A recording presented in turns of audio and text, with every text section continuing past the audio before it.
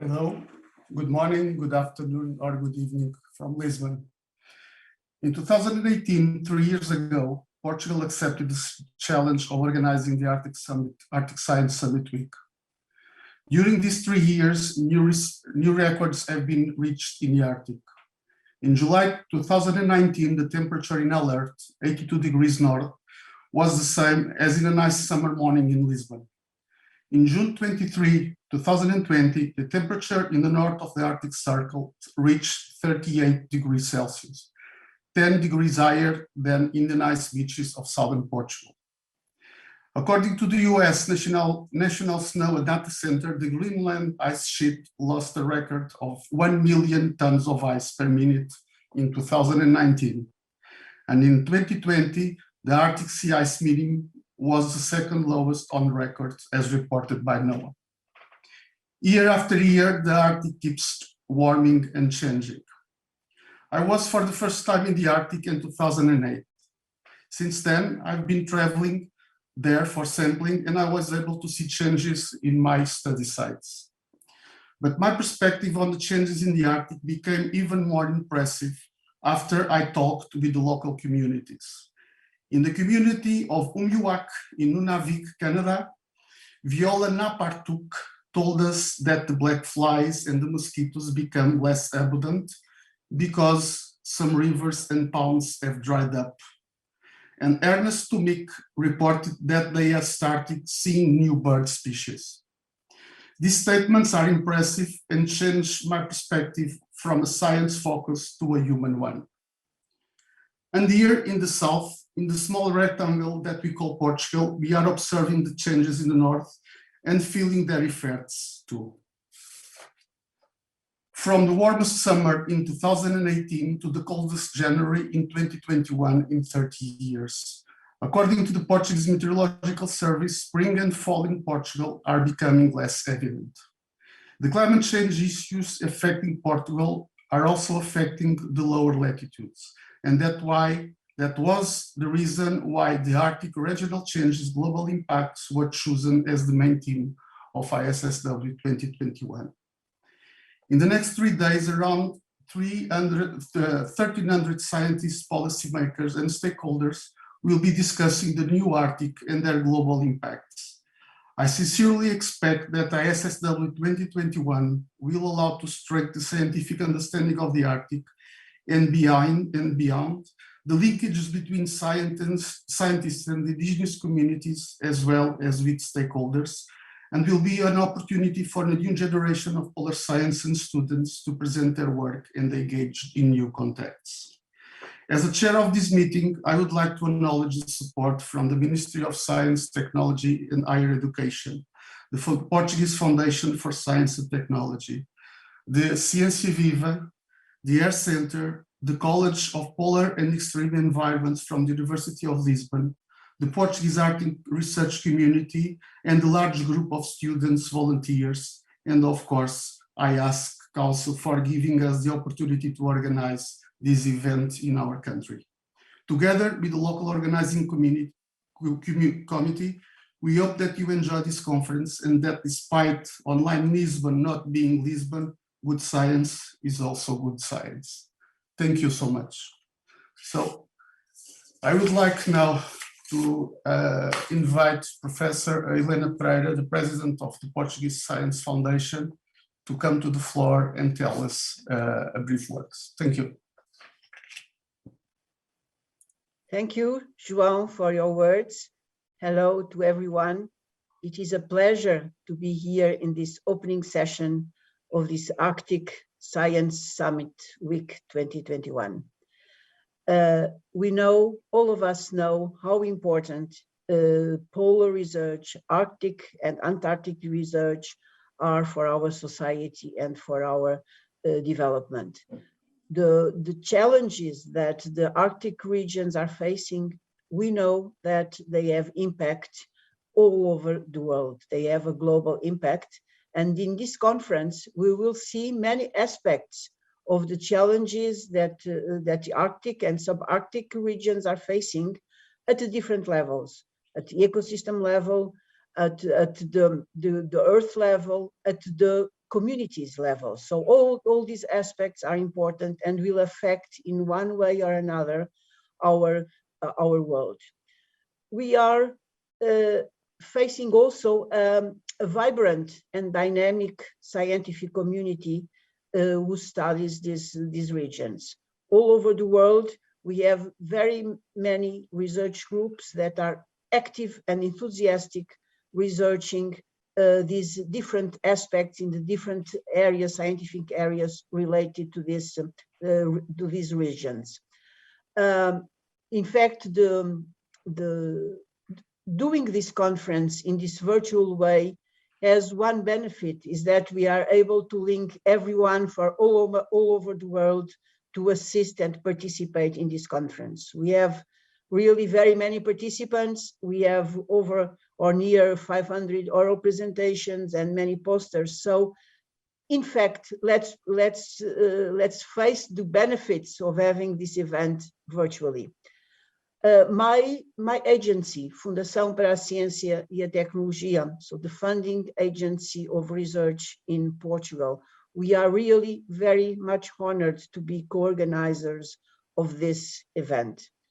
You have seen by the video that was presented in the beginning how dynamic the research community in Portugal dealing with the different aspects of polar research is. So we have a very integrated and dynamic research community on these matters, spanning over more than 18 scientific organizations, and with a very strong commitment to this research. We are, of course, very much engaged in helping the development of this polar network in Portugal in cooperation with all other countries and other research groups. So I wish you a very fruitful 2 days of scientific cooperation. I'm sure they will be very fruitful. And thank you very much for everything and for participation and hard work. Thank you very much. Thank you, Helena. I will have now the pleasure to give the floor to our national partners that help us organize this meeting. Also, I will start with Miguel Belló. Miguel Belló is the Chief Executive Officer of the Atlantic Interaction Research Center. Thanks, João, and hello to everyone. Thank you very much for the invitation to address these welcome words at this opening session of the Arctic Science Summit Week 2021. My name is Miguel Belló. I'm the CEO of the Atlantic International Research Center, the AIR Center. We're headquartered in Azores Island in Portugal. The AIR Center is an international, distributed and collaborative network to develop scientific and technological application in the Atlantic regions, providing services to the community to monitor and decisively contribute to reach the United Nations Sustainable Development Goals. The mission of the AIR Center includes activity like coastal erosion, protection of bay and estuarine areas, natural disaster monitoring like flood, sea rise or tsunamis, fishing pressure, aquaculture, or biodiversity monitoring. The AIR Center incorporates as partners countries in Europe like Portugal, Spain, United Kingdom, or Norway, in Africa like South Africa, Nigeria, Angola, Cape Verde, or Sao Tome and Principe, and America like Brazil, Colombia, Mexico, United States. For the AIR Center, the Arctic science is of paramount importance to understand the global challenges that we are facing. We understand the Atlantic as a pole-to-pole system. Everything that happens in the Arctic has an immediate impact on the rest of the Atlantic and in turn on our entire planet. Arctic science plays a key role in the European mission Starfish to restore our ocean and waters, which guides the Horizon Europe program regarding oceans. The entire water cycle is under pressure like never before. Our mission at the AIR Center are aligned with the Starfish objective to reduce ocean pollution, mitigating the effect of climate change. This mission requires a multidisciplinary approach, where the detailed study of space, ocean, and climate interactions plays an important role. Arctic science should also contribute to the Digital Twin Earth, a program of the European Union and the European Space Agency. It is the creation of a high-precision digital model of the Earth to visualize, monitor, and forecast natural and human activity on the planet in support for sustainable development and climate change. But to achieve this, we need to increase the observation systems of the Arctic and to promote the data sharing. More observation from space and in situ are needed. From space, we need more data with higher temporal, spectral, and spatial resolution. It is important the continuation and extension of the successful Copernicus program with its open and free data policy and new satellites providing data down to the submetric resolution. In this line, we are promoting from the Earth Center the Atlantic constellation with 16 satellites to monitor with an unprecedented revisit time the Atlantic region, including the Arctic Ocean. A revisit time of 3 hours is envisaged in mid-latitudes and a 30-minute satellite revisit time at the Arctic Ocean. This will provide unique and unprecedented frequent data for the Arctic scientists. Finally, we want to stress the paramount importance of the international dimension of the Arctic science. The complexity of the challenges that Arctic science are facing these days often require international collaboration, that we are dealing with global problems affecting all our planet. Thank you very much. Thank you, Miguel. Thank you for your nice talk.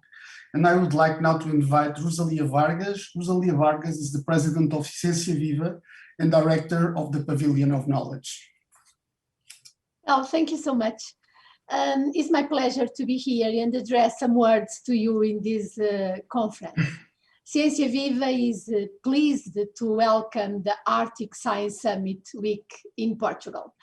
The Arctic in Portugal, well, the Arctic belongs to the humanity.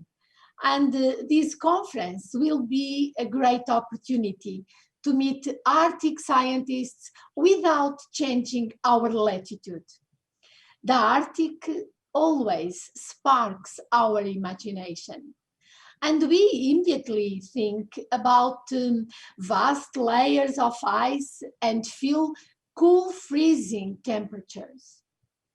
But Arctic means much, much more. And the Arctic concerns us all. It is one of the most fragile regions of the planet, and what happens there affects all the world, as we know. What is not so well known is the rich diversity of cultures driving in the Arctic region and the intense research developed there by international team of scientists. Ciência Viva used to collaborate with the scientific community to engage citizens with science, and the polar regions were never neglected in our programs. We teamed with the Portuguese polar scientists, for example, to celebrate the 4th International Polar Year with a diverse program. And it happened already 12 years ago. And we continue to participate in the outreach projects like Latitude 60 as well. This conference is a great opportunity to us to meet world famous scientists. Forgive me not mentioned all of them, but Sheila Watt Cloutier, a scientist and an activist. I first read about Sheila from a book. She is one of the Earth heroes in a book I was offered last Christmas. But I never had the opportunity to meet her in person. We are very happy to have her in this conference. It seems that she is really in our Pavilion of Knowledge, but we hope to have you in the near future.